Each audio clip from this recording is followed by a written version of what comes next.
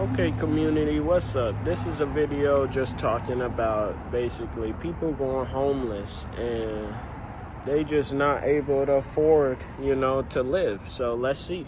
And don't forget, like and subscribe so we can go up in the algorithm. Appreciate y'all watching.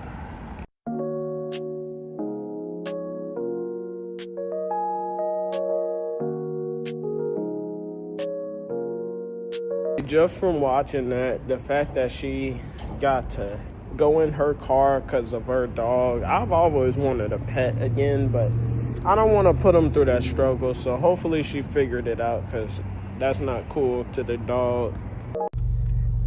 Y'all, this is Atlanta, y'all. This is Atlanta. I am trying to oh my god. Y'all, I'm finna just drive with his ass on the car.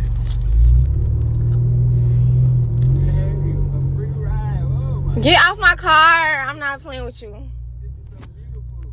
Okay. Oh my God, this is awesome. My daddy is gonna kill this man. You good driver.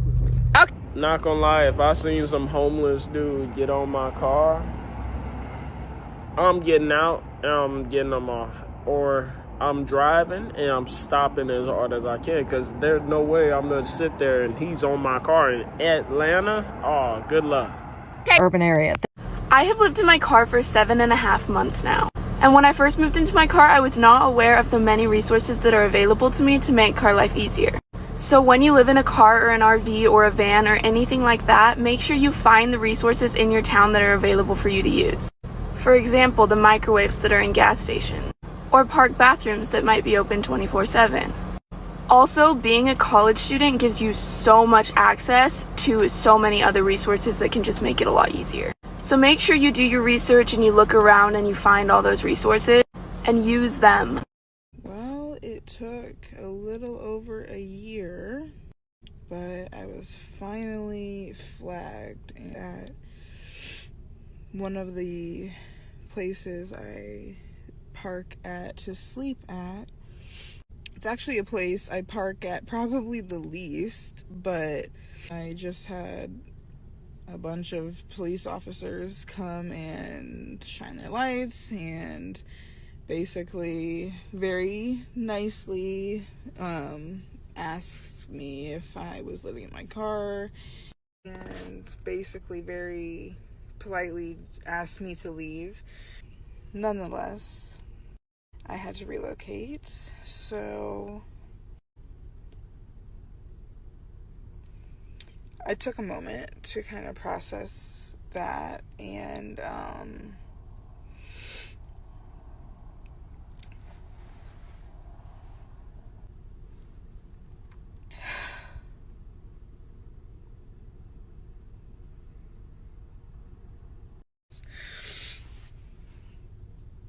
to the point I'm just really tired.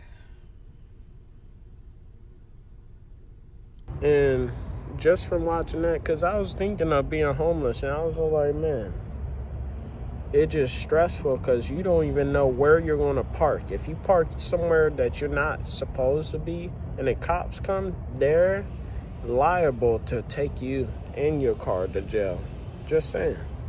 Don't forget to like and subscribe, though, so we can go up in the algorithm. Thanks. One of the most dangerous errors that I've made as a solo female traveler who lives in her car full time has to do with weapons. And I know I see tons of van lifers, car lifers, all the nomad women, and they're like, I have weapons, but I'm about to take it another level for you guys, for your safety. So the very first week living in my car, I stayed in a Planet Fitness parking lot. It was a pretty busy parking lot. I honestly didn't feel that comfortable sleeping there, which was mistake one.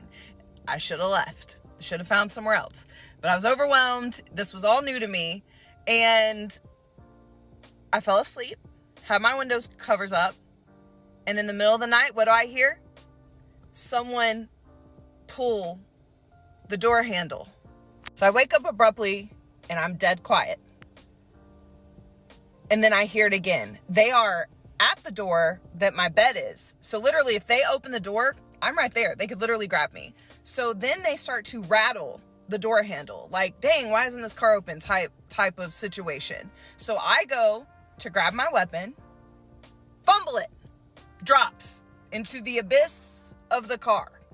And it was the door that I lay beside every night where my bed is. It was that door. So if he was to open it, I'm easy access right there. So I go and grab my weapon and fumble it.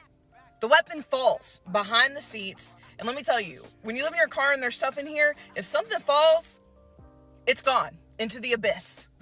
So I'm laying there real quiet and I'm like, maybe he'll go away. Maybe he'll go away. I could see through a tiny little crack, like in the curtain, that it was a man. But then he goes at the door handle again, like aggressively this time, like trying to get in. And I remember like tears just streaming down my face because I'm mentally preparing myself that if this guy gets this door open, I have to fight him like a bat out of hell. Because I will never make it easy for anybody to bring harm to me or snatch me. Not all women have that mentality, you know what I'm saying? Which still, you're a solo female traveler. And then I remembered I had a self-defense device, safety device on my keychain. I grab my keys, I pull this pin, and it sets this little device is an alarm, and it's loud. It's like, wow, wow, wow, like hurt your ears loud. Then I hear the guy go, oh shit, and takes off running. Well, I looked through the curtain, it was a teenager, and he runs over to his friends, and he's like, yo, I tried to get in the wrong Prius. They had the same color Prius. And from that day forward, I have multiple weapons in my car at different access points in my vehicle. So whether I'm in the driver's seat or laying in the bed in the back or in the passenger seat, I have access to weapons at any point in time in my car. And tomorrow I'm going to be making a video showing you guys like all the placements so that you can keep yourself safe. All right. Just from watching that part, man, that tells you for real is that this life is not that simple, and they got females going homeless. That just tells you, man, this life is getting harder and harder. But y'all let me know in the comments down below, have you lived in a car homeless or thought about it? And like and subscribe so we can go up in the algorithm. Thanks. So I decided to live out of my SUV with my toy poodle. Look at him. Stinky boy. And I was recently just live inside of Walmart, and you guys, sorry, he's making me laugh. You guys were helping me pick out a bunch of stuff that I'm gonna need to actually make this all happen. So that's all the stuff that I got. And I know you're probably looking like, why do you have so much stuff? I promise you it's really not as bad as you guys think. But I am about to kind of organize it. And then I bought a twin mattress that's going to go on the left side of the SUV. So pretty much I'm about to just be decorating. If you want to come on my live stream and watch me decorate and help me decorate the truck, tap into the live right now. I'm also at 5 and Below because I do want to get like some cute lights and stuff to, I don't know, spruce it up a little bit. My team also has a bet that I won't last that long, so I feel like I have to prove them wrong. I promise you guys, I'm going to make sure I am parking in safe places. I have my yeah on me. I promise y'all I'm going to be safe. But if you want to come watch us decorate, come click the bubble and tap into the live. See, just from watching that, it seems like she got her pet poodle, and that takes a lot, not gonna lie. So I'm 36, I'm divorced, and last year I downsized from almost 4,000 square feet mini mansion to 84 square feet. I live in a van. I'm rich too. My net worth is over $5 million.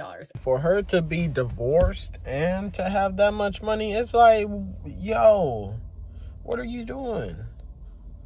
Shoot, send that my way. Just saying. And I'm not saying that to brag. And frankly, I couldn't care less if you think it's tacky to talk about money on the internet to strangers. I'm sharing this so you'll be curious and want to know why I decided to downsize so drastically when I didn't need to. First, I didn't get rich because I got divorced. I got rich because I built and sold a successful online business. I worked my ass off and I got so burnt out I didn't recognize myself anymore. I even got committed against my will to 4 different mental hospitals in 2 years because the doctors don't know what burnout is. They just tell you it's a mental illness and give you a little pill, but it's all bullshit. Mental illness is a sign that something is out of alignment. Your brain and your body aren't balanced because you aren't living the way you're meant to live, which is happy, free, safe, and doing what you love. I'm so sick of our government lying to us and allowing big corporations like the drug companies to lie and steal from us, not just our money, but our lives. They're stealing our health and our vibrancy. The food's fucking poison. The water's fucking poison. The air is poisoned too, but it's not just poisoned, it's purposely poisoned. They take our money and we fork it over to them because we're afraid that if we don't, they will ruin our lives. But they're already ruining our lives. It's like the frog in a pot of water on the stove, and they do it so slowly with their pills and their food and all their other poisons posing as household necessities. We gotta wake up to what's happening because we're not prisoners to fear and lies. We're not meant to be that. We're meant to be free. We're meant to live in harmony with each other. We're meant to thrive and have fun every single day. That's who we are. We're not angry mobs protesting or killing each other. We're not cattle. We're not economic slaves. So that's why I downsized, because I realized that my house was holding me hostage. It was keeping me prisoner to the belief that I needed to stay in one place forever in a gigantic house that's nicer than most luxury hotels and work really, really, really hard so I could pay for it and pay a huge amount of taxes as well. Does that sound like freedom to you? I downsized because I wanted less of the unnecessary stress that contributed to the burnout that left me feeling so empty and dead inside for years. I downsized because I wanted to be as free as possible, and that's why I live in this fancy ass van. I love it so much. It has removed so much distraction from my life, and that's making it easier to notice what's really going on in the world. Things are going to get better from here, people. Don't believe the constant bullshit from the government or our news media about all the terrible things that are going on everywhere, because if we believe what they're telling us, we're giving them more power. If we believe that we're each other's enemy, but that the government has our best interests at heart, then we won't notice it's them and unite against them. That's their biggest fear, that we actually listen to one another to learn from one another. And if you like this video, I want to teach you everything I know about not just healing from the so-called unhealable mental illness, but also how to reprogram your brain to believe the truth about existence. And that truth is that you are powerful beyond measure, and you've just been taught to believe that you're not by the people who think they own the fucking planet. I guarantee you that if you can learn to believe that you are powerful, that your life will start to reflect that. It's when we believe that we're powerless that we actually imprison ourselves in a reality in which we are indeed powerless. In a few weeks, I'm hosting a live 2-day virtual retreat called Transform, where you can learn this stuff straight from me, a multimillionaire who chooses to live in a van. Visit my link tree to learn more. And just to end it off, man, that just tells you a lot of these females, even that just shows you that they're going about their way. If they gonna be solo with it, they gonna live, their means, versus this $1,800 to $2,000 for a single bedroom. Like, this life is getting tripped out, man. But y'all let me know in the comments, and have you been homeless? Cause I'm thinking about it, but it depends how easy it is, man. Y'all like and subscribe so we can go up in the algorithm. Thanks for watching.